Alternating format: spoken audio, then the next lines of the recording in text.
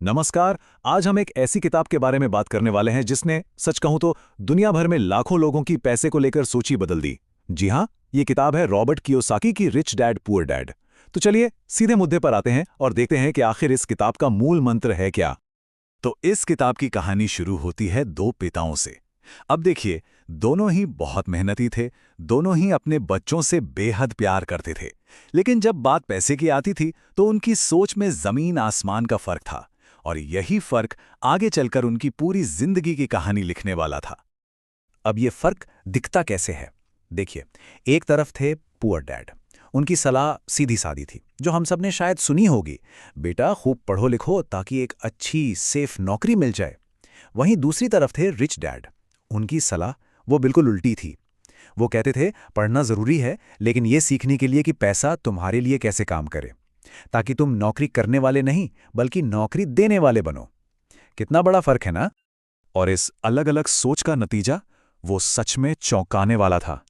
एक पिता पूरी जिंदगी पैसों के लिए जूझते रहे और दूसरे वो हवाई के सबसे अमीर इंसानों में से एक बन गए। कमाल की बात यह है कि मौके दोनों को लगभग एक जैसे ही मिले थे। तो फिर ऐसा क्या था जिसने उनकी दुनिया ही पलट दी? सिर्फ और सिर्फ उनकी सोच। तो अब सवाल ये उठता है कि वो बस एक चीज क्या थी जिसने इन दोनों की राहें इतनी अलग कर दी। बस यही यही इस किताब का सबसे बड़ा सबक है। समझिए कि ये पूरी फिलॉसफी की नींव है। तो क्या है वो असली फर्क? क्या वो कोई महंगी डिग्री थी या कोई बहुत बड़ी सैलरी? नहीं, जवाब इन सब में नहीं, बल्कि एक बहुत ही आसान सी समझ में छिपा है, जिसे हम कहते हैं फाइनेंशियल लिटरेसी, यानी पैसों की समझ। रिच डैड की फिलॉसफी के हिसाब से एसेट यानी संपत्ति की परिभाषा एकदम सिंपल है। कोई भी ऐसी चीज जो आपकी जेब में पैसा डाले, बस। मतलब आप काम करें या ना करें, वो चीज आपके लिए पैसा बना रही है। यही है एसेट। और इसका ठीक उल्टा वो है लायबिलिटी, यानी देनदारी। ये वो हर चीज है जो आपकी जेब से लगातार पैसा निकालती रहती है। समझिए, ये एक तरह का बोझ है जो आपको नीचे खींचता है। और पता है, ज्यादातर लोग सबसे बड़ी गलती कहाँ करते हैं? यहीं पर। हम में से कई लोग सोचते हैं कि हमारा घर, हमारी गाड़ी, ये सब हमारी संपत्ति हैं, हमारे एसेट्स हैं।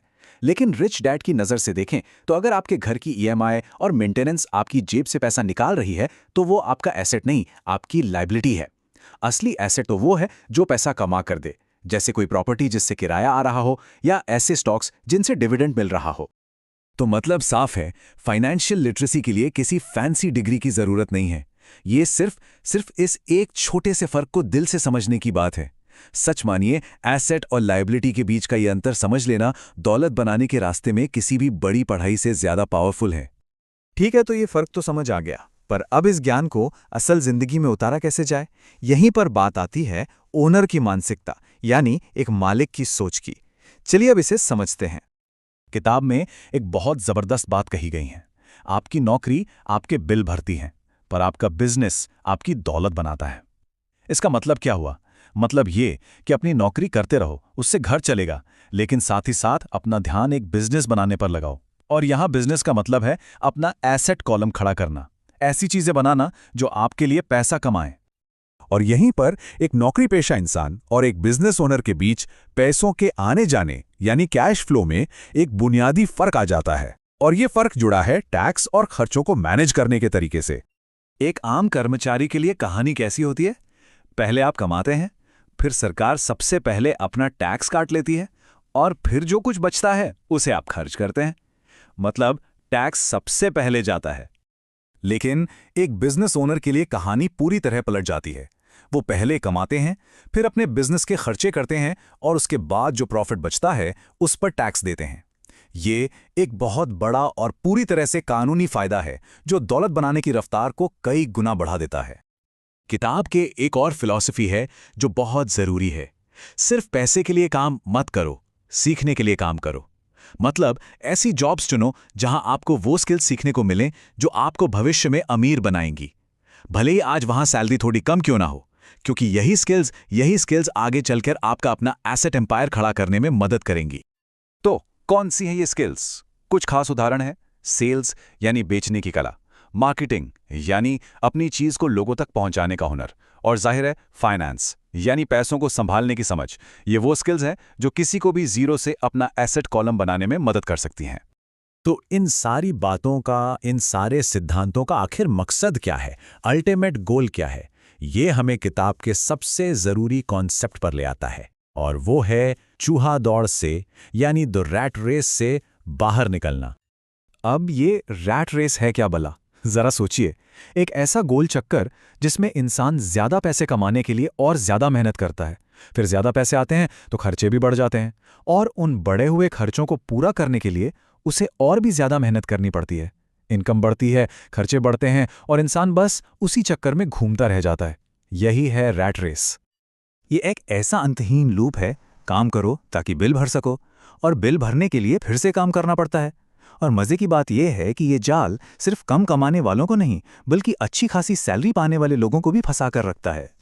तो इस दौड़ से बाहर निकलने का रास्ता क्या है? रास्ता तब खुलता है जब आपके एसेट से आने वाली पैसिव इनकम आपके महीने के खर्चों से ज्यादा हो जाए। जिस दिन ये हो गया, उस दिन आप काम करने के लिए मजबूर नहीं हैं। उस दिन आप सच में फाइनेंशियली फ्री हैं, आजाद हैं। और यहीं पर अमीर, रिच और धनी होने का फर्क समझना बहुत जरूरी हो जाता है। देखिए, रिच होने का मतलब है कि आपकी इनकम बहुत ज्यादा है। कोई बड़ी गाड़ी, बड़े घर के साथ रिच दिख सकता है, पर हो सकता है वो किश्तों और कर्ज में डूबा हो। लेकिन वेल्दी यानी धनी होने का मतलब है आजाद होना। आपके पास समय की आजादी है।